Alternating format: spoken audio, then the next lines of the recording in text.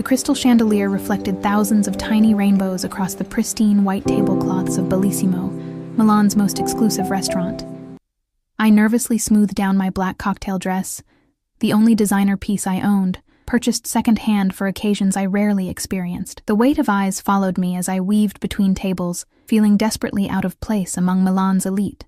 "Your table, Signorina Ellis." The maître d' pulled out my chair with practiced elegance.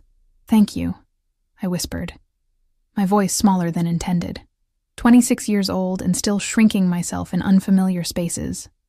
I checked my phone again. Daniel was 15 minutes late. My stomach clenched with anxiety. This dinner would drain half my month's salary as a junior curator at the small art gallery downtown. A celebratory splurge to mark our 1-year anniversary and the end of Daniel's probation period at his investment firm. The waiter approached with practiced deference. "Would Signorina like to order drinks while waiting?" "Just water for now, please. I couldn't afford to order wine alone." As I waited, I observed the other diners. Wealthy couples speaking in hushed tones, business meetings concluding with handshakes worth millions, old money families maintaining traditions. I didn't belong here, but Daniel insisted. "Connections matter, Sophie," he'd said. "People need to see us in these places." My attention drifted to a secluded corner table where 3 men sat in tailored suits. 2 faced outward, scanning the room with calculated vigilance. But it was the 3rd man who caught my eye. His back to the restaurant, yet commanding the space through his posture alone. Dark hair cut precisely, broad shoulders beneath an impeccably tailored jacket. One of his companions whispered something, and the man turned slightly. His profile was devastating. Strong jawline, straight nose, lips pressed into contemplation. I couldn't look away, mesmerized by the gravity he seemed to possess. Then, as if sensing my attention, he began to turn. I quickly averted my eyes, heart racing inexplicably. The waiter's return broke the moment, placing my water down with unnecessary flourish. "Signorina, may I suggest the special—" "She'll wait for me to order." Daniel's voice cut through as he slid into the seat opposite mine, 30 minutes late, and without apology. "Daniel?" I smiled with relief. I was getting worried. "Traffic. This city is impossible." He didn't meet my eyes, immediately scanning the wine list. "We'll have the 2015 Barbaresco," he told the waiter without consulting me. I noticed a smudge of something pink on his collar. Lipstick, poorly concealed. My heart plummeted, but I said nothing. Not here. Not tonight. I'd confronted him before about the late nights and mysterious texts. Each time his explanations grew more elaborate, his irritation more pronounced. "You look nice," he finally said, assessing me with the same critical eye he used for potential investments. "Thank you. Happy anniversary." I pushed a small wrapped package across the table. "Right, yes." He patted his jacket pockets. "I've got yours in the car. Forgot with the rush." The lie hung between us. I nodded, swallowing my disappointment. We ordered. Daniel selecting the most expensive dishes without hesitation. I chose the cheapest pasta on the menu, anxiety mounting about the bill. While he talked about his promotion prospects, my attention kept drifting to the mysterious man in the corner. Something about his presence felt magnetic, dangerous. "Sophie?" Daniel's sharp tone jerked me back. "Sorry, what were you saying?" "I asked if you'd spoken to your father about the investment opportunity." I tensed. "No, I told you. My father's pension isn't for your startup ideas." Daniel's expression hardened. "Your father trusts me, and 50,000 euros would barely dent his retirement fund." "The answer is no," I said firmly. "He worked 30 years for that money." Daniel's smile tightened. "We'll discuss it later." He excused himself to take a call, leaving me alone again. While he was gone, I noticed a commotion at the restaurant entrance.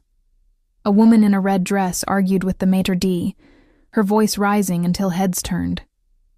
"I know he's here. You can't keep me out," she shouted in Italian-accented English. Security approached, but before they reached her, she spotted Daniel returning from his call. Her expression transformed. "Daniel, tell them who I am," she demanded. The restaurant fell silent. Daniel froze, color draining from his face. "Alessandra, this isn't—" he started. "Don't Alessandra me. 3 months you've been promising to leave her." She pointed directly at me, her mascara smudged with tears. "Does she know about Milan? About us?" My entire body went cold. Daniel had been in Milan on business just last week. The woman stormed toward our table while security followed. "Do you know he's been using your father's identity to secure loans, that he's in debt to—" "Enough!" Daniel grabbed her arm. "You're making a scene. Let go of me."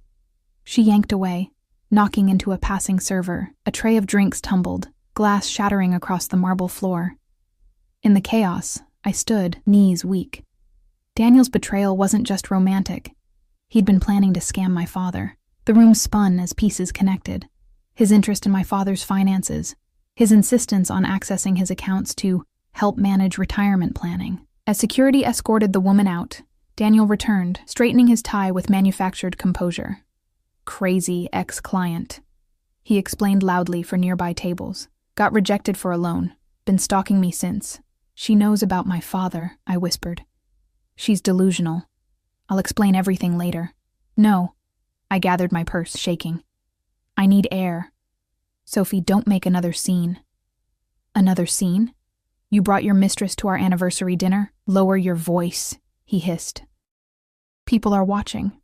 And they were. The entire restaurant witnessed my humiliation. As tears threatened, I turned to leave, only to collide with a waiter carrying our first course. The plate crashed against my chest, red sauce splattering across my dress. "I'm so sorry, signorina," the waiter exclaimed. Mortified, I rushed toward the restrooms, vision blurring. In my haste, I took a wrong turn into a private hallway. Disoriented and desperate to escape, I pushed through a door into what appeared to be a private dining area. I froze. The 3 men from the corner table were there, standing over maps and papers quickly being gathered by the 2 watchful ones. But it was the 3rd man, the one whose presence I'd felt across the room, who now stared directly at me, dark eyes capturing mine with an intensity that stole my breath. Time suspended as we locked eyes. He was younger than I'd thought, perhaps early 30s, with features that belonged on Renaissance paintings. But it was the power radiating from him that held me immobile, an aura of absolute authority. Something dangerous flickered in his expression as he assessed me, standing pathetic and sauce-stained in the doorway. "I'm so sorry," I stammered. "Wrong door." One of the men reached inside his jacket, but the leader raised his hand slightly, a minimal gesture that instantly halted whatever was about to happen. "La ragazza sta piangendo," he said, his voice deep, accent thick. "The girl is crying." I backed away, bumping into someone behind me. I turned to find Daniel. "There you are," he said, gripping my arm painfully. "Excuse us, gentlemen. My girlfriend is disoriented." The leader's eyes narrowed, shifting from me to Daniel, then to Daniel's grip on my arm. Something cold and calculating transformed his expression. "Remove your hand from her," he said, each word precisely enunciated in accented English. Daniel's fingers tightened reflexively before he realized who he was addressing. His face paled. "Mr. Russo, I apologize for the interruption," Daniel said, recognition and fear flooding his features as he released me. "We were just leaving." The man, Russo, tilted his head slightly, studying Daniel with growing interest. "You know me?" Daniel swallowed visibly. "By reputation only, sir." A dangerous smile touched Russo's lips. "And yet I do not know you, an imbalance I find concerning." One of the other men whispered something in Italian. Russo nodded without taking his eyes off us. "It seems we have mutual acquaintances," Russo continued. "You work for Bianchi at Milan Financial." "Yes, sir," Daniel confirmed, sweat beading on his forehead. "You should attend to your girlfriend," Russo said, his eyes returning to me with an intensity that made my skin flush despite my distress. "She deserves better care." The dismissal was clear. Daniel pulled me back through the door, his fingers digging into my arm. "Do you have any idea who that was?" he hissed once we were in the corridor. "Let go of me," I demanded, pulling free. "That was Alessandro Russo. He owns half of northern Italy's imports. The other half, no one talks about." Daniel's voice shook, And you just walked in on what was clearly a private meeting. I need to leave, I said, heading toward the exit. Don't follow me. Sophie, wait, he grabbed my wrist. You can't just walk out. Watch me. I pulled away. You're not thinking clearly. Let me explain about Alessandra. And my father? Will you explain how you plan to steal his pension too? A flash of anger crossed Daniel's face, his charming mask slipping. You ungrateful. He stopped abruptly, looking over my shoulder. I turned to find one of Russo's men standing there, expression impassive. Mr. Russo requests the lady return, he stated flatly. Daniel's face drained of color. There's been a misunderstanding. We're leaving.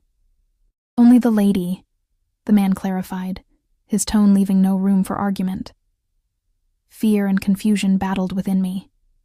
Return to the mysterious Russo or leave with Daniel, whose betrayal still burned fresh. I'll be fine, I told Daniel, making my decision. Something told me Russo was dangerous, but Daniel had proven himself the immediate threat. As the man escorted me back, Daniel called after me. Sophie, don't be stupid. You don't know what you're doing, but for the first time that night, I felt I was making the right choice. The man guided me down a different corridor, away from the main restaurant. My heart hammered against my ribs. Adrenaline from confronting Daniel mixing with apprehension about where I was being led. We passed through a hidden doorway concealed behind a wine rack, emerging into a plushly decorated office. Alessandro Russo sat behind an imposing mahogany desk, alone now. Jacket removed and sleeves rolled precisely to his elbows, revealing strong forearms and an expensive watch. The room smelled of leather, subtle cologne, and power. His dark eyes studied me with unsettling intensity. Sit. He gestured to the chair opposite him, not a request, a command. I remained standing, suddenly aware of my vulnerability. Why am I here? A hint of approval flickered across his face at my defiance. You're covered in marinara sauce, crying, and about to leave with a man who clearly intended to harm you in some way. I'm offering an alternative. His English was excellent, the Italian accent adding weight to each word, rather than hindering understanding. I don't need saving, I said, though my trembling voice betrayed me. Everyone needs saving at least once, he replied, leaning back. Your boyfriend. Ex-boyfriend, I corrected automatically. The corner of his mouth lifted slightly. Your ex-boyfriend. He works for Carlo Bianchi. It wasn't a question, but I nodded anyway. And you are? Sophie Ellis. American? My father is. I was raised mostly in London after my mother died. He processed this information with a slight nod. You're aware of what Bianchi does beyond his banking facade? Yes, I shook my head. Daniel had always been vague about his work, emphasizing only the prestige and connections. Alessandro studied me for a long moment. Interesting. He pushed a box of tissues across the desk. You should clean up, Sophie Ellis. I took a tissue, suddenly remembering the sauce staining my dress. This was my only good dress, I said, more to myself than to him. It wasn't particularly good, he replied bluntly. Too simple for this restaurant. I should have been offended, but exhaustion was replacing adrenaline. I sank into the chair. Why did you call me back here? He reached for a crystal decanter, pouring amber liquid into 2 glasses. Your boyfriend has been stealing from Carlo Bianchi. Not a wise choice of victim. My blood ran cold. What? More relevantly, he's been using your father's identity to secure the loans. He slid a glass toward me. Drink. You look like you might faint. I ignored the glass. How do you know this? I know everything that happens in Milan. He said it not as a boast, but as simple fact.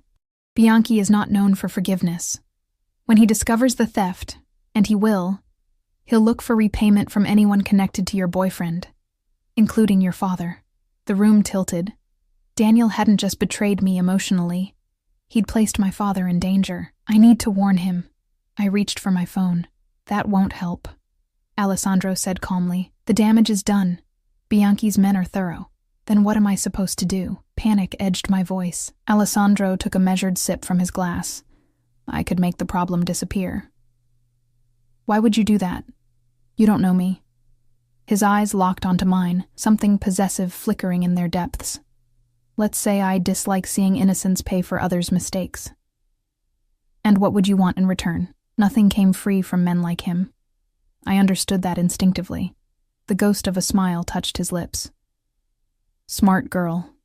He leaned forward, elbows on the desk. I want information. I don't know anything. Not yet. But you will return to your job, your life, as if nothing has changed. You will occasionally share what you learn about Bianchi's operations through your ex-boyfriend's connections. Simple. I laughed humorlessly. You want me to spy for you? I'm a curator at a small gallery. I know nothing about whatever world this is. Precisely why you're perfect. No one would suspect. He studied me intently, unless you'd prefer I let events unfold naturally, with your father bearing the consequences. The threat was velvet-wrapped but unmistakable. I swallowed hard, buying time by finally reaching for the glass. The liquid burned my throat, warming my chest. What exactly would I need to do? For now? Nothing. Return to your life. Forgive your boyfriend. Forgive him? I nearly choked. Temporarily. Information flows more freely from a man who believes he's been forgiven. His expression darkened. Though, if I see another mark on your arm from his grip, our arrangement changes. The proprietary way he said it sent an involuntary shiver down my spine. This man was dangerous in ways Daniel could never be. More controlled. More calculating. And my father will be safe? You have my word. Which, unlike your boyfriend's, means something. I sensed this was true. Alessandro Russo might be dangerous. But he didn't seem dishonest. Why are you really helping me? I asked. His eyes traveled over my face, lingering on my lips before returning to my eyes. Perhaps I see something worth preserving. The intensity of his gaze made heat rise to my cheeks. I looked away first, unnerved by my body's response to him. I should go, I said, standing abruptly. My driver will take you home. That's not necessary. It wasn't a suggestion. He pressed a button on his desk, and the door opened immediately. Enzo will ensure you arrive safely. We'll be in touch, Sophie Ellis. The way he said my name, like he was claiming it, made my breath catch. Outside, a sleek black Mercedes waited. The driver, Enzo, held the door without speaking. As I slid into the butter-soft leather seat, I gave my address without thinking, too overwhelmed to question how I'd gone from anniversary dinner to this surreal arrangement in one evening. As the car pulled away, I caught a glimpse of Daniel arguing with the restaurant manager near the entrance. His eyes widened when he saw me in the luxury vehicle. I turned away as Enzo accelerated, leaving Daniel and the remnants of our relationship behind. I woke to insistent knocking the next morning. Groggily opening my apartment door, I found a delivery man holding a large box. Signorina Ellis. Yes? Sign here, please. Inside the box lay a dress. Emerald green silk that probably cost more than 3 months of my salary. The note attached read simply, "Replace what was ruined. A.R." I should have returned it immediately. Instead, I ran my fingers over the exquisite fabric, something forbidden stirring within me. My phone had accumulated 17 missed calls and 29 messages from Daniel overnight. I ignored them all, focusing instead on calling my father. "Pumpkin, how was the anniversary dinner?" his cheerful voice answered. "Dad, we need to talk about your finances," I said, bypassing pleasantries. "Has Daniel been helping you with anything? Just some investment advice?" "Why?" My stomach twisted. "Has he asked you to sign anything, or for access to your accounts?" "Well, he mentioned setting up a trust. Said it would protect my assets. We have an appointment next week to sign the paperwork." His voice turned concerned. "Sophie, what's going on? Cancel it. Don't sign anything." I took a breath, deciding how much to reveal. Daniel and I broke up. I've learned he's been dishonest about financial matters. "Are you all right, sweetheart?" "I'm fine, Dad. Just promise me you won't talk to him if he contacts you." After reassuring my father and extracting his promise, I sat staring at the green dress. Alessandro Russo was now entangled in my life, whether I wanted it or not. The smart choice would be to run, pack my belongings, and disappear before I was pulled deeper into whatever dangerous game existed between him and Bianchi. But where would I go? How would I protect my father? And why did part of me, a part I didn't recognize, feel a thrill at the thought of seeing Alessandro again? The doorbell interrupted my spiraling thoughts. I opened it to find two imposing men in suits. "Miss Ellis? Mr. Bianchi would like to speak with you." Ice flooded my veins. How did they find me so quickly? I'm not dressed," I stammered, trying to close the door. A foot blocked it. "That's not a problem. You can dress while we wait." They entered my apartment without invitation, scanning the modest space with thinly veiled contempt. I retreated to my bedroom, hands shaking as I pulled on jeans and a sweater. Through the thin walls, I heard one of them reporting my location over the phone. I needed help. Alessandro had promised protection, but I had no way to contact him. As I emerged from the bedroom, phone clutched in my hand, the men stood. "We're running late, Miss Ellis. Where are we going?" I asked, trying to keep my voice steady. "Mr. Bianchi has questions about your boyfriend's activities." The implication was clear. I was being taken to face a man Alessandro had described as unforgiving. As we approached their car, a black Mercedes screeched to a halt beside us. The window lowered to reveal Enzo, Alessandro's driver. "Miss Ellis," he called. "Mr. Russo is waiting." The two men stiffened. "She has an appointment with Mr. Bianchi." "Mr. Russo insists," Enzo replied, his tone making clear it wasn't a request. A tense standoff followed, broken when another car approached. The tension among the men shifted palpably as a third party entered the equation. Seizing the momentary distraction, I broke free and dashed to Enzo's car, sliding into the back seat. He accelerated immediately, leaving Bianchi's men shouting behind us. "Are you hurt?" Enzo asked, eyes meeting mine in the rearview mirror. "No," I managed, heart racing. "How did you know?" "Mr. Russo has been monitoring your apartment since last night." He handed back a phone. "He wants to speak with you." I took it with trembling fingers. "Hello?" I told you to continue normally. Alessandro's voice was controlled, but held an edge of anger. That did not include entertaining Bianchi's men. "I didn't invite them. They just showed up." A moment of silence. "Where is your father?" "At home in London. I warned him about Daniel." "Not good enough. Enzo will take you to collect personal items, then to the airport. You'll bring your father to Milan where I can ensure his safety." "I can't just—" "You can and will," he interrupted. "Unless you prefer Bianchi's hospitality for both of you." I closed my eyes, sensing the walls of my normal life collapsing around me. "Fine. Good. One more thing, Sophie." His voice lowered. "The green suits you. Wear it when you arrive." The line went dead before I could ask how he knew I'd tried on the dress. The implication that I was being watched sent conflicting waves of alarm and something darker, more thrilling through me. Back at my apartment, I packed quickly, sliding the green dress into my suitcase last. As Enzo drove me to the airport, I stared at the city passing by, wondering if I would ever return to the life I'd known. "Your father will be protected," Enzo said unexpectedly as we approached the terminal. "Mr. Russo honors his agreements." Why is he doing this? The truth. Enzo's eyes met mine in the mirror. "In 20 years, I've never seen him look at anyone the way he looked at you last night. That's impossible. He doesn't know me." "Mr. Russo trusts his instincts," Enzo replied simply. "They've kept him alive." He handed me an envelope containing a first-class ticket to London and a black credit card. "For expenses. The return tickets will be arranged once you've secured your father." As I exited the car, a final, chilling thought occurred to me. "Enzo, what happens to Daniel?" The driver's expression remained impassive. "That's not your concern anymore." I boarded the plane with the sickening certainty that I had just traded one cage for another, albeit a gilded one. And worse, some traitorous part of me was already anticipating seeing Alessandro again, drawn to his dangerous gravity like a moth to destructive flame. The flight to London passed in a blur of anxiety and conflicting emotions. I'd called my father from the airport, fabricating a story about a sudden opportunity to bring him to Milan to see a private collection at my gallery. He'd sounded delighted, completely unaware that his daughter had become entangled with what I was increasingly certain was the Italian Mafia.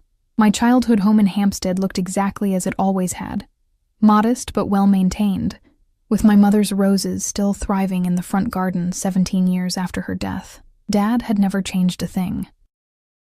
His loyalty to her memory was something Daniel had exploited, I realize now, using my father's lingering grief as a vulnerability, positioning himself as the supportive son-in-law figure my father had always wanted. Sophie. Dad engulfed me in a bear hug as I stepped through the door. At 63, Martin Ellis remained robust, his academics life keeping him mentally sharp even as silver dominated his once brown hair. This is such a wonderful surprise. I've already packed, perhaps too much. Guilt twisted in my stomach. Dad, there's something I need to tell you. We sat at the kitchen table where he'd comforted me through teenage heartbreaks, helped with homework, and later, mourned my broken engagement 2 years before Daniel. I'd always been honest with him. Until now. You're scaring me, Pumpkin, he said, his smile fading as he studied my face. I took a deep breath. Daniel was planning to steal your pension. His eyebrows shot up. What? He's been using your identity to secure loans from his employer. Dangerous people are looking for repayment. I couldn't bring myself to explain exactly who these people were. We need to leave London until it's resolved. To his credit, my father asked the essential questions. How I knew who was involved. What exactly was at risk, but he didn't doubt me for a moment. When I finished my heavily edited explanation, he nodded once. I always thought there was something off about him. Too polished. He reached for my hand. But why Milan? Shouldn't we go somewhere they wouldn't look? I have a friend who can help. The word friend felt wholly inadequate for what Alessandro Russo was becoming in my life. He's promised protection. Dad studied me carefully. This friend. Do you trust him? Did I? Alessandro was dangerous, manipulative, and clearly involved in criminal activities. Yet something in me recognized he would honor his word. Yes, I answered finally. I trust him to do exactly what he promises. Dad nodded. Years of parenting allowing him to read between the lines. Then I'll pack lighter. Sounds like we might be staying a while. The return flight to Milan featured the disorienting experience of traveling first class, something neither of us had ever done. My father drifted between excitement about the unexpected adventure and concern about the circumstances forcing our hand. As we exited customs at Malpensa Airport, I spotted Enzo immediately, holding a discreet sign reading simply, Ellis. My father raised an eyebrow at the imposing driver and the gleaming Mercedes waiting curbside. Your friend must be quite successful, he murmured. Remember what I said, Dad, I whispered as we approached. Don't ask too many questions, and follow my lead. Enzo greeted us with formal courtesy, taking our bags and opening the car door. Mr. Russo is expecting you at the estate. Estate? My father mouthed silently to me as we settled into the leather seats. I shook my head slightly, warning him to stay quiet. We drove north out of Milan, the cityscape gradually yielding to the lush landscapes of Lombardy. After an hour, we turned onto a private road winding through immaculate grounds. Security checkpoints appeared with increasing frequency, each manned by guards who nodded respectfully to Enzo as gates opened automatically for our passage. Finally, the villa came into view. A stunning 19th-century palazzo, nestled against the backdrop of distant mountains. My breath caught as Enzo drove through a final set of wrought iron gates toward a circular drive centered around an elaborate fountain. Good Lord, my father whispered. Your friend is royalty? Something like that, I murmured. Suddenly acutely aware I was still wearing my travel clothes, jeans and a wrinkled blouse, while Alessandro's parting words had been to wear the green dress. We exited the car into the warm Italian afternoon. The villa's massive doors opened before we reached them, revealing a striking woman in her 50s, elegant in a tailored black dress, her silver-streaked dark hair pulled into a severe bun. Miss Ellis, Mr. Ellis, she greeted us in accented English. I am Signora Rossi, Mr. Russo's housekeeper. Please, follow me. She led us through an entrance hall adorned with museum-quality Renaissance paintings and marble statuary into a sun-filled salon overlooking terraced gardens. You will stay in the East Wing, she informed us. Your luggage will be taken to your rooms. Mr. Russo requests you join him for dinner at 8. Her eyes lingered on my casual attire. I've taken the liberty of providing suitable evening wear. That's very kind. But I brought something, I said, thinking of the green dress. A knowing smile touched her lips. Of course. The green Valentino. I've had it pressed. She turned to my father. Mr. Ellis, I've selected several options for you as well. My father, overwhelmed but maintaining his composure, thanked her politely. When she departed, he turned to me with wide eyes. Sophie, who exactly is this friend? This house belongs in a historical documentary. It's complicated, Dad. Is he your... He hesitated, searching for the right word. Boyfriend? No. The denial came too quickly, too forcefully. He's just someone helping us. My father's expression said he didn't believe me for a second. A young maid appeared to show us to our rooms. Mine was larger than my entire Milan apartment, decorated in cream and gold with a balcony overlooking the lake. The green dress hung in the open wardrobe, alongside several other garments I'd never seen before, all exactly my size. On the bed lay a small box with a note. For tonight. A.R. Inside was a delicate diamond necklace that caught the light like captured stars. I snapped the box closed, suddenly afraid of what accepting such a gift might imply. After a luxurious bath in a tub large enough to swim in, I slipped into the green silk dress. It fit perfectly, highlighting curves I usually downplayed. The mirror reflected someone I barely recognized, a woman on the verge of something dangerous and transformative. Against my better judgment, I fastened the diamond necklace, its weight both foreign and thrilling, against my collarbone. At precisely 8 o'clock, another maid escorted my father and me downstairs. Dad looked distinguished in a tailored suit that fit as though made for him, which I realized it probably had been. You look beautiful, Pumpkin, he whispered as we descended the marble staircase. But I'm still waiting for a proper explanation.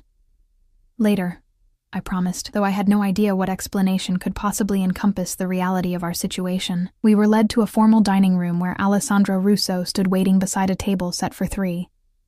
He wore a perfectly tailored black suit, crisp white shirt open at the collar, no tie. Seeing him again sent an involuntary flutter through my chest. In the restaurant, he'd been intimidating. Here, in his domain, he was magnificent. Power embodied in the casual confidence of his stance, the intensity of his dark eyes as they traveled from my face to the necklace at my throat, then down the length of the green dress. Sophie, he said, my name an intimate caress in his accent. You look exquisite. His gaze shifted to my father. And Mr. Ellis, welcome to my home. Mr. Russo. My father extended his hand, academic curiosity overriding caution. I'm grateful for your hospitality, though I admit I'm still unclear about the circumstances. Alessandro shook his hand, assessing him with the same penetrating gaze he'd used on me. Your daughter has explained the situation? Parts of it, Dad replied diplomatically. I gather my identity has been compromised. Indeed. Please sit. We'll discuss details over dinner. Throughout the impeccably served meal, each course more exquisite than the last, Alessandro explained the situation with surprising candor. He confirmed Daniel had stolen nearly 2 million euros using my father's identity, angering Carlo Bianchi, whom he described simply as a business rival with fewer scruples than myself. Until the matter is resolved, you'll both remain here under my protection, Alessandro concluded, signaling for dessert to be served. And how exactly will it be resolved? My father asked, the professor in him needing logical conclusions. Alessandro's eyes met mine briefly before answering. Your identities will be cleared. Compensation will be made to affected parties. The person responsible will be dealt with. Something in his tone made me shiver. Daniel will be arrested. A cold smile touched Alessandro's lips. Let's say he'll face appropriate consequences. My father, surprisingly perceptive, glanced between us. And what does my daughter have to do with any of this, Mr. Russo?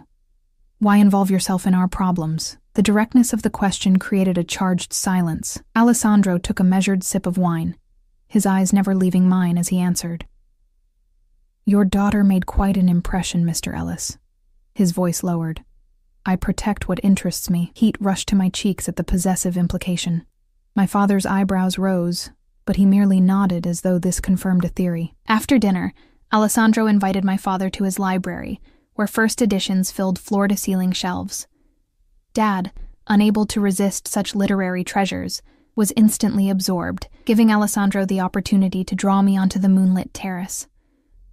"You didn't wear the dress when you arrived," he said once we were alone. "I came straight from the airport," I replied, oddly defensive. "You said wear it when I arrived. I'm wearing it now." His lips curved slightly, so literal. His fingers reached up to touch the diamonds at my throat. "These suit you. I can't accept jewelry like this. You already have." His fingers traced the line where the necklace met my skin, sending electricity down my spine. "You wear my gifts well, Sophie." I stepped back, needing distance from his magnetic pull. What happens now? How long will we stay here? Until I'm satisfied Bianchi no longer poses a threat. His eyes darkened. "It may be some time. His organization is persistent." "And Daniel?" Something dangerous flashed across Alessandro's expression. "You still care for him? After his betrayal?" "I don't," I said honestly. "But I don't want his death on my conscience either." Alessandro studied me for a long moment. "Your compassion is unusual in my world." He stepped closer, eliminating the distance I'd created. "Daniel Thomas will face financial ruin and legal consequences. Beyond that depends on his cooperation with certain authorities." Relief washed through me. "Thank you." "Don't thank me yet," he said quietly. "Your safety comes with conditions." My pulse quickened. "What conditions?"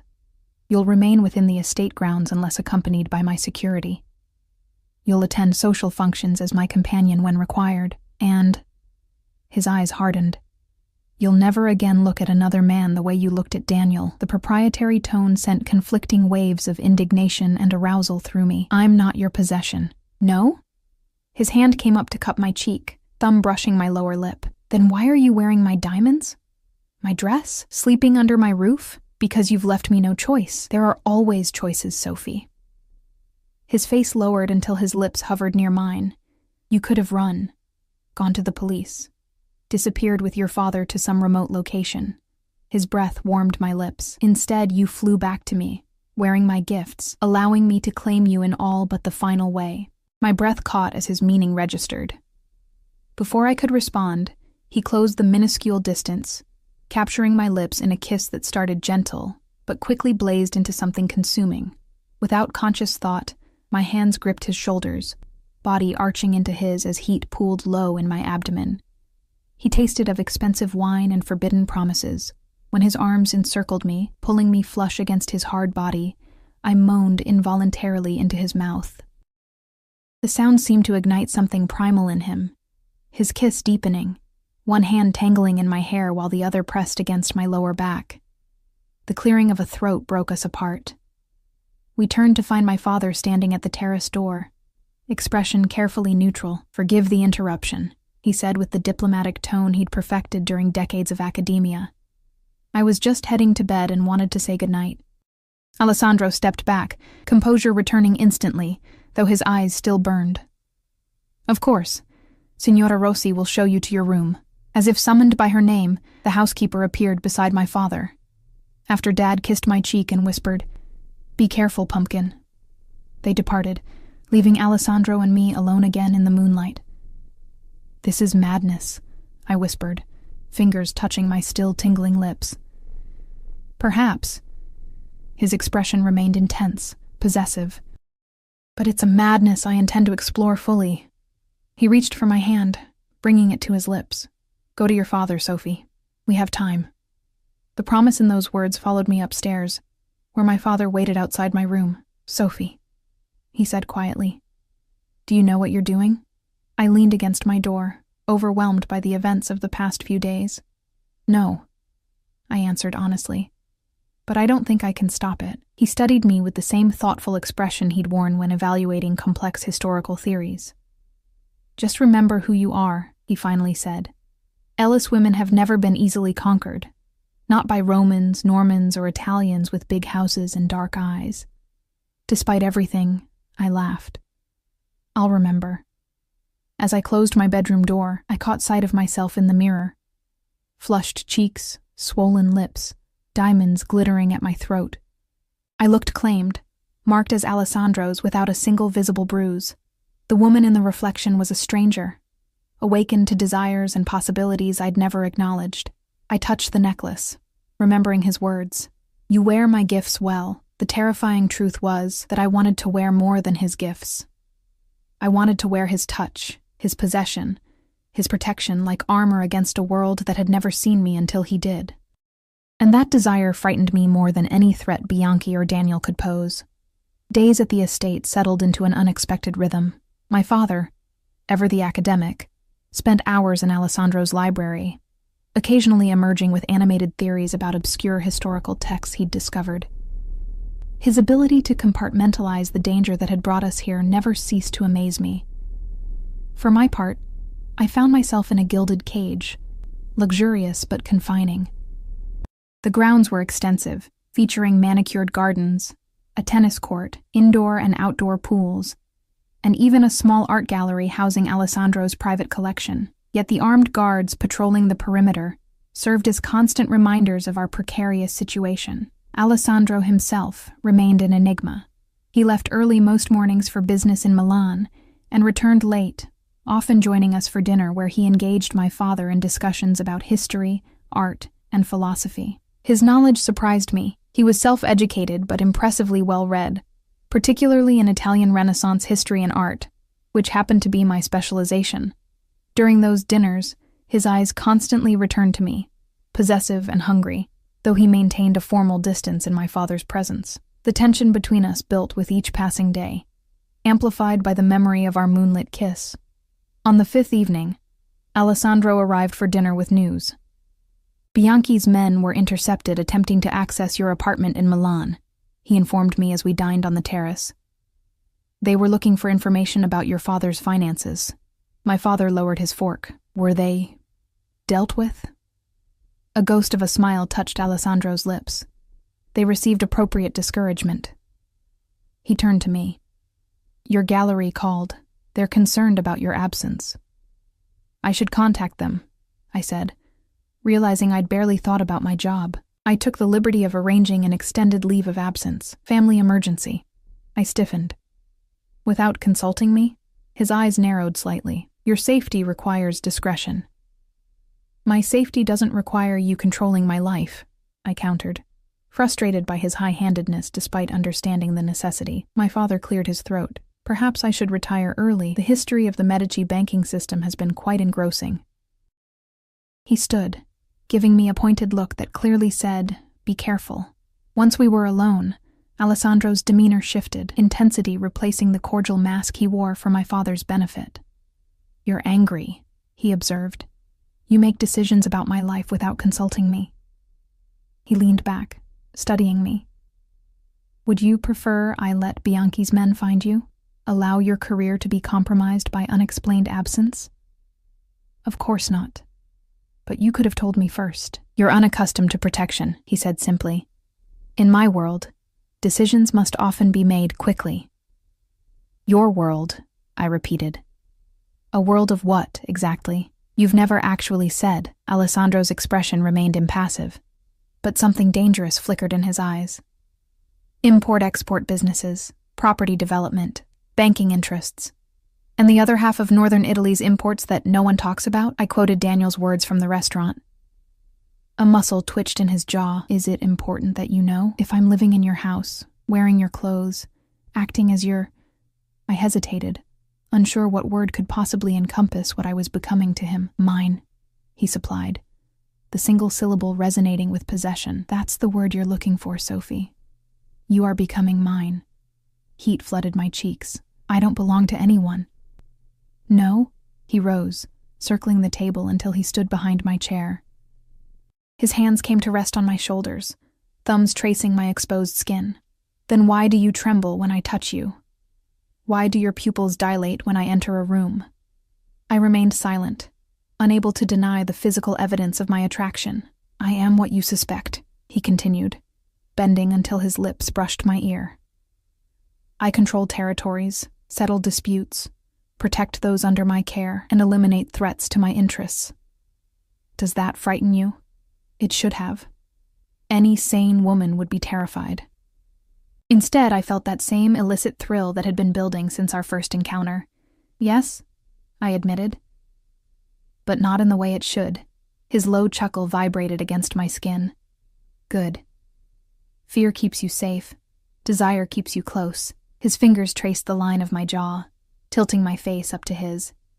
And I want you very close, Sophie Ellis. The kiss that followed consumed me completely, demanding and possessive, yet tinged with a tenderness that seemed at odds with his dangerous nature.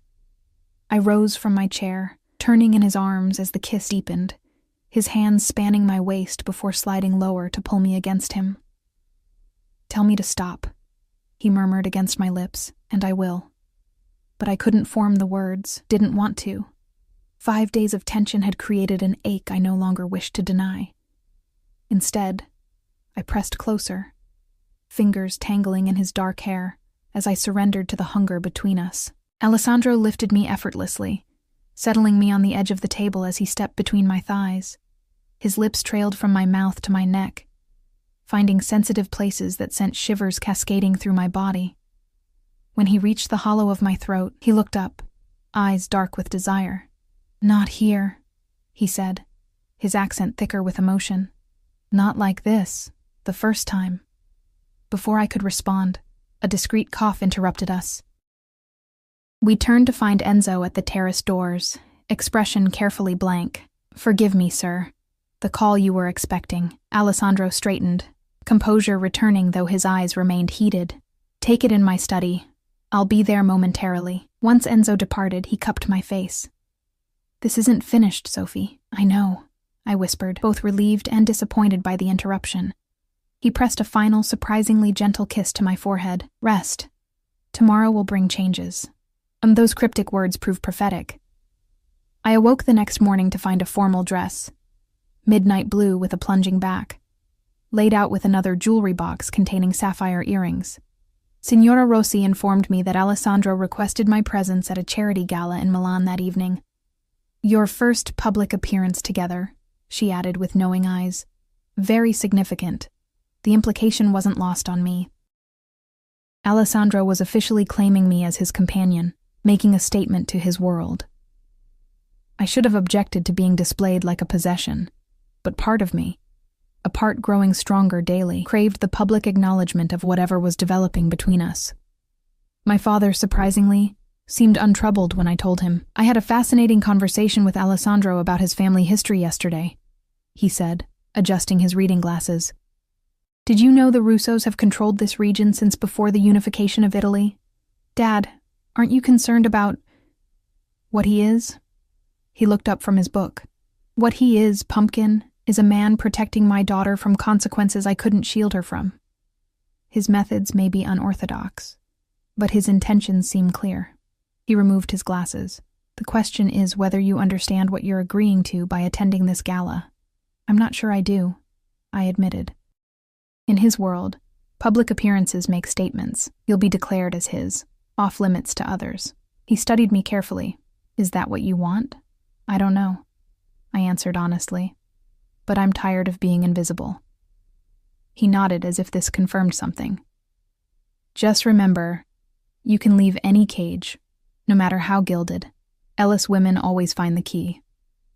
That evening, Alessandro entered the grand foyer as I descended the staircase in the blue gown. He wore a perfectly tailored tuxedo, his dark hair slicked back, emphasizing the sharp angles of his face. For a moment, he simply stared, something akin to reverence passing over his features.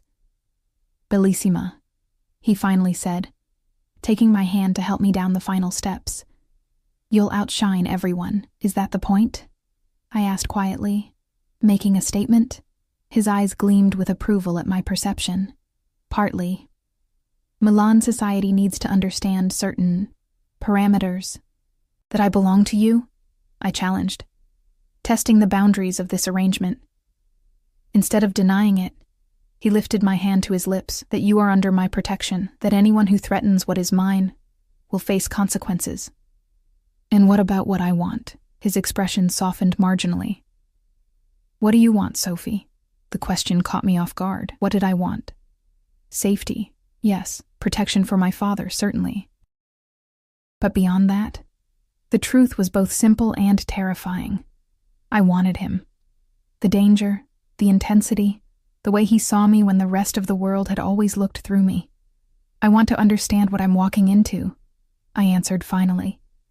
A hint of respect flickered in his eyes. "Tonight, you'll meet people from my world.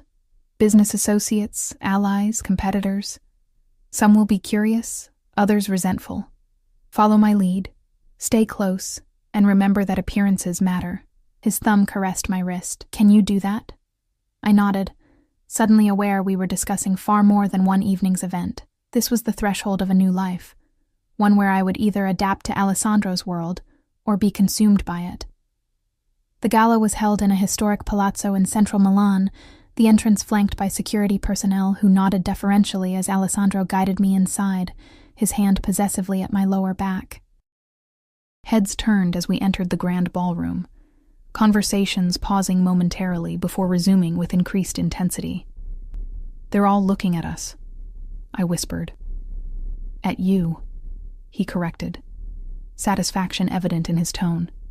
"They wonder who captured my attention so completely." Throughout the evening, a parade of Milan's elite approached, men kissing my hand with calculated assessment in their eyes, women embracing me with air kisses and razor-sharp scrutiny. I recognized the performance for what it was, a dance of power and alliance, with me as the unexpected new player. Alessandro never left my side, introducing me simply as Sophie Ellis, my companion, while his possessive stance communicated far more. I played my role instinctively, smiling politely while maintaining the slight reserve his world seemed to demand of its women. During a momentary lull, Alessandro guided me toward the balcony for fresh air. As we approached, I froze, recognizing a familiar profile among a group of businessmen, Daniel. He hadn't seen us yet, laughing too loudly at something, a champagne glass clutched in his hand. He looked thinner, with dark circles under his eyes, but very much alive and free, not facing the consequences Alessandro had implied. Alessandro's hand tightened on my waist as he followed my gaze. "Ah, an unexpected guest. You said he would face consequences," I whispered. "He has. Financial ruin, blacklisting from legitimate banking." Alessandro's voice remained conversational, though his eyes hardened. "His current freedom is temporary."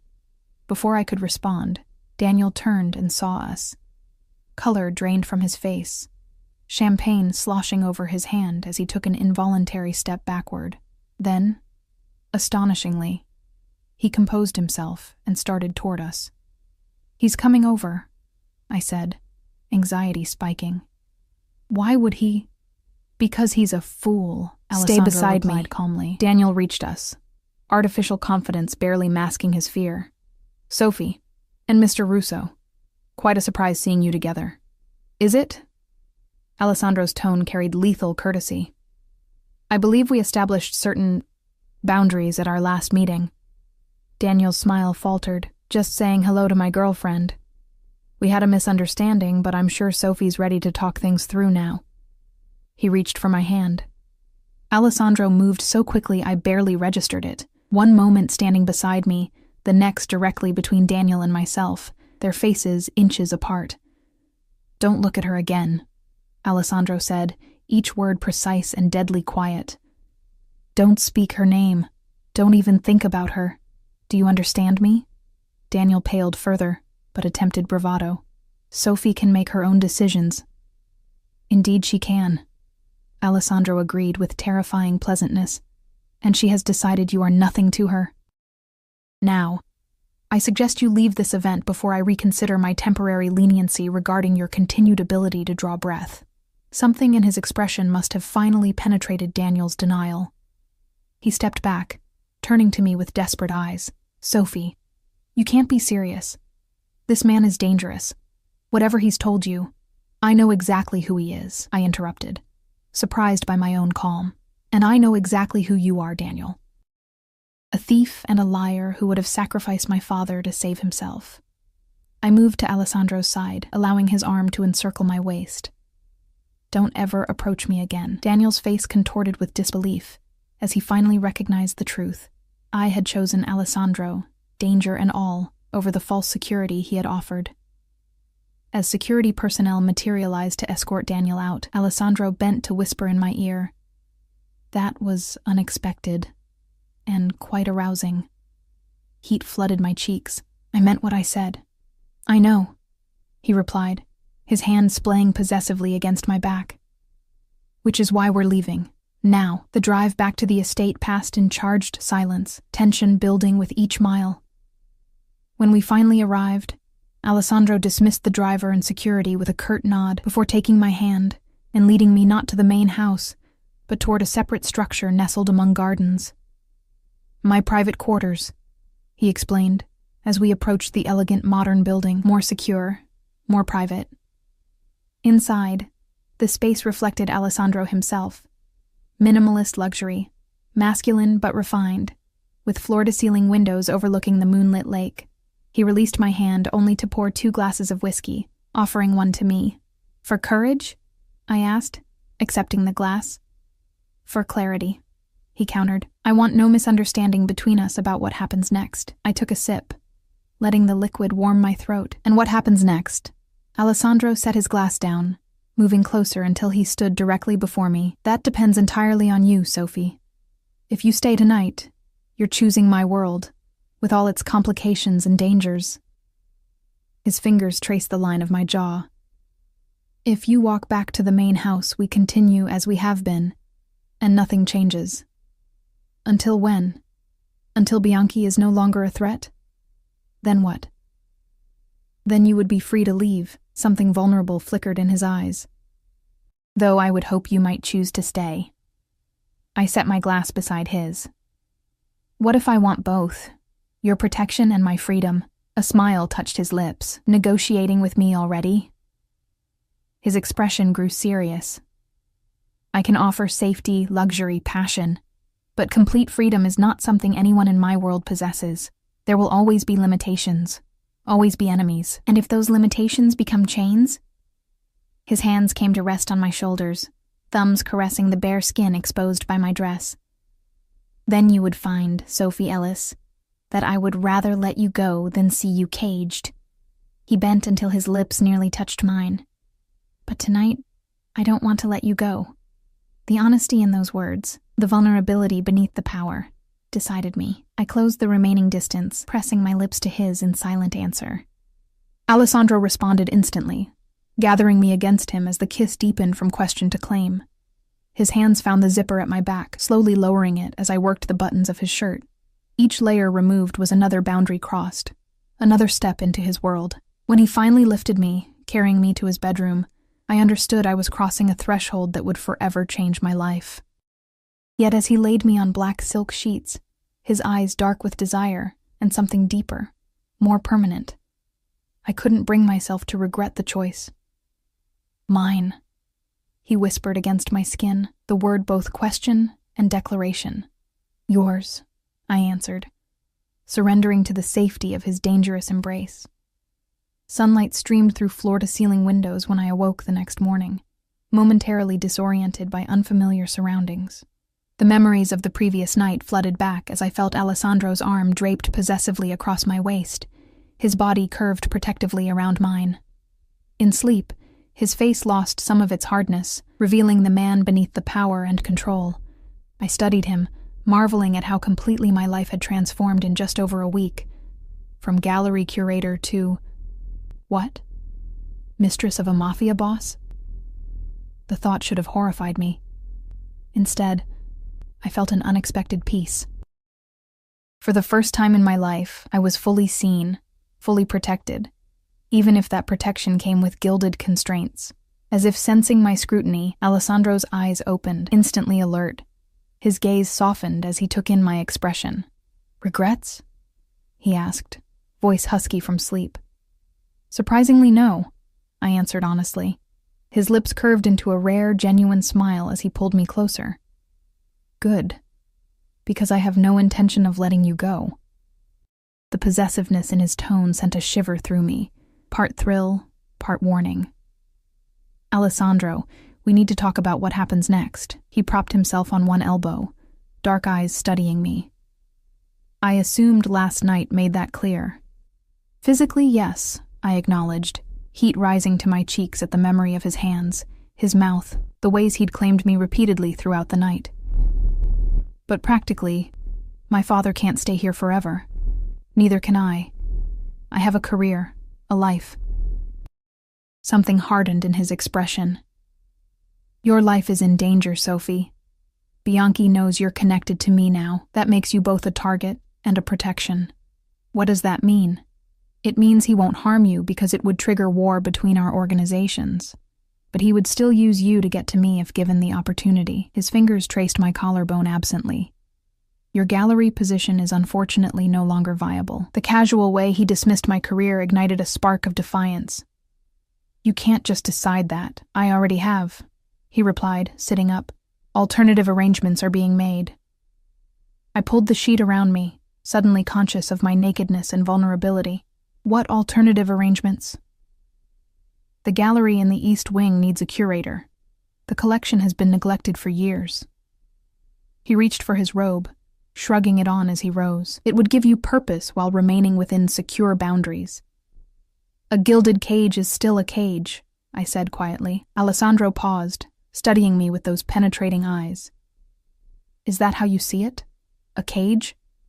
What would you call it when I can't leave the grounds without armed guards? When you make unilateral decisions about my future. He sat on the edge of the bed, expression unreadable. I call it protection, necessary precaution. For how long? A month? A year? Forever? Something vulnerable flashed across his face before his usual mask of control returned. Until I eliminate the threat. And when will that be? When Bianchi is no longer in a position to harm what's mine. The deadly certainty in his voice sent a chill through me. You're talking about killing him, I stated. Not a question. Alessandro's expression didn't change. I'm talking about ensuring your safety by whatever means necessary. The reality of his world crashed over me. Violence and power inseparable from the passion and protection he offered. Part of me had known, of course, but facing it directly in the morning light forced a reckoning I'd avoided. I need time, I said finally. This is all happening so fast. To my surprise, he nodded. Take the day. Think about what you want. He stood, moving toward the bathroom. But remember, Sophie, the choice isn't between danger and safety. It's between facing danger alone or with me beside you. After he left to handle business matters, I returned to the main house, finding my father in the gardens with a book. His knowing look as I approached in yesterday's evening dress made me blush, despite being a grown woman. I was wondering when you'd return, he said mildly, marking his page. Dad, He held up a hand. You don't need to explain. I may be old, but I'm not blind. He patted the bench beside him. The question is whether you understand what you've committed to. I sat, suddenly exhausted. I'm not sure I do. He wants me to stay here permanently, to give up my career. And what do you want? I hesitated, sorting through my jumbled emotions. I want him. But I also want my freedom, my identity.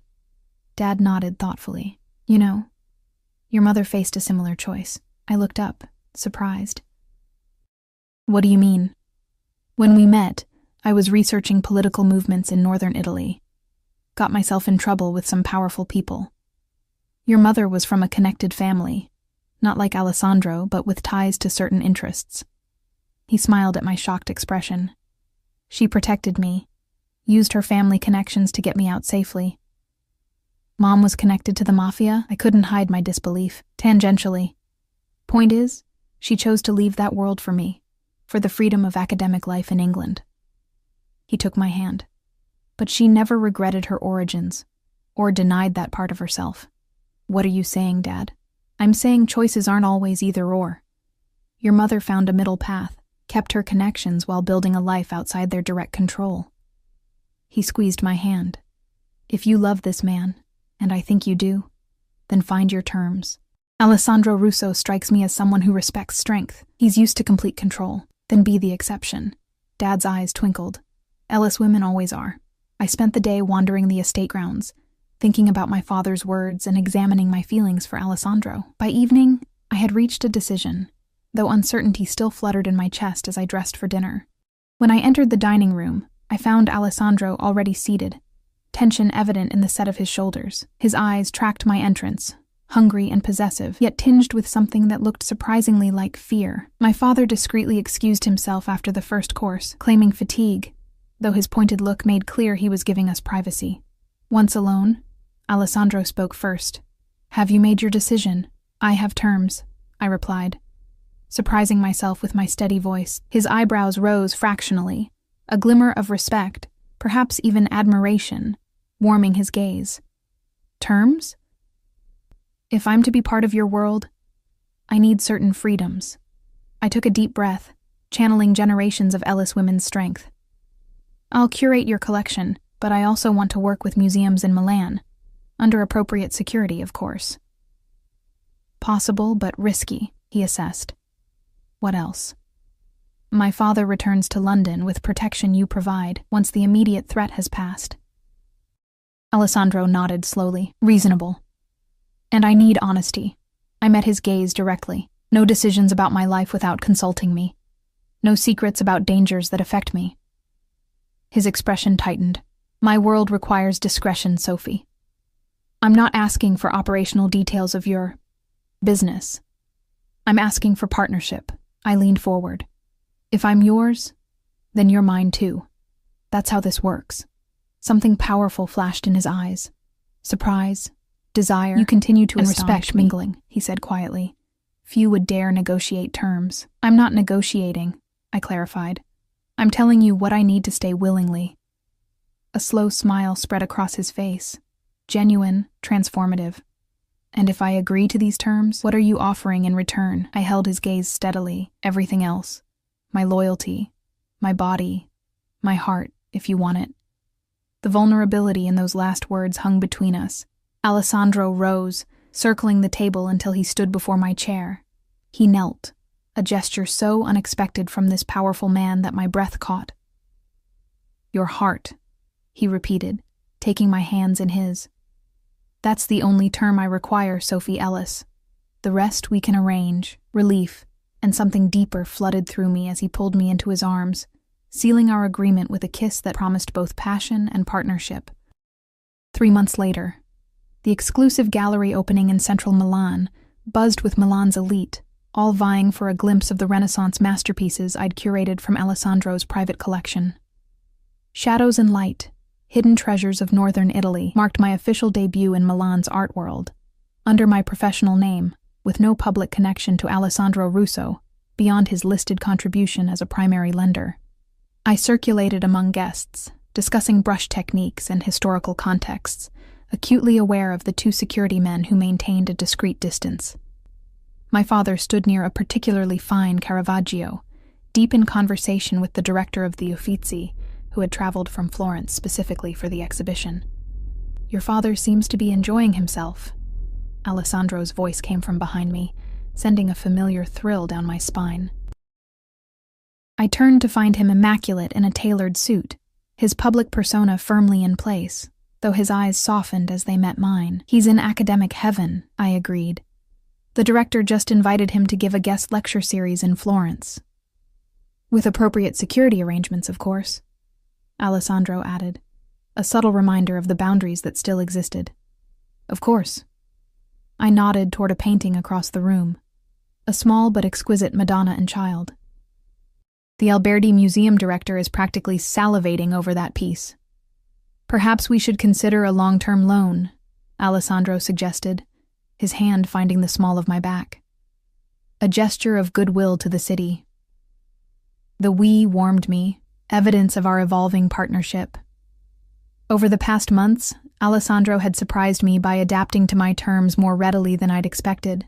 While I remained within his protection, the cage had expanded, allowing me to breathe while still keeping me safe. Carlo Bianchi had been found dead 6 weeks earlier, his body discovered in his Lake Como villa after what authorities ruled a heart attack. Neither Alessandro nor I spoke about the convenient timing. Maintaining the careful separation between aspects of his business I preferred not to know, and our personal life.